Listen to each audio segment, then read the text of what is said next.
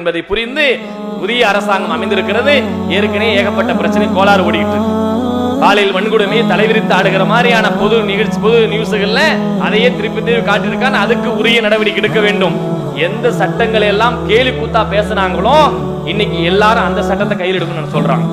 இஸ்லாம் சொல்லுகிற மாதிரி குர்ஆன் சொல்வதை போல சட்டங்களை கடுமையாக்கினால்தான் அந்த குற்றங்கள் குறையும் என்ற வாசகம் படித்தவர்கள் இருந்து படிக்காத பாமரன் வரைக்கும் இன்னைக்கு பேசக்கூடிய வாய்ப்பை நாம இந்த சமூக வலைதளங்களை பார்க்கிறோம். எதுக்காக?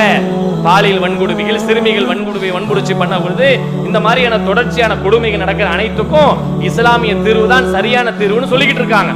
அப்ப இதையெல்லாம் புரிந்து அரசாங்கம் என்ன செய்ய வேண்டும் என்றால் இந்த மாதிரியான குற்றங்களை தடுக்கக்கூடிய வகையில உடனடியாக களத்தில் இறங்கி அதுக்கான வேலையை பார்க்க வேண்டும்.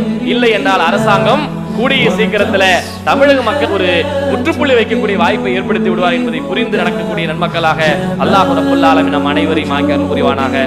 வாஹிர் தாவானா அல்ஹம்துலில்லாஹி ரப்பில் ஆலமீன்.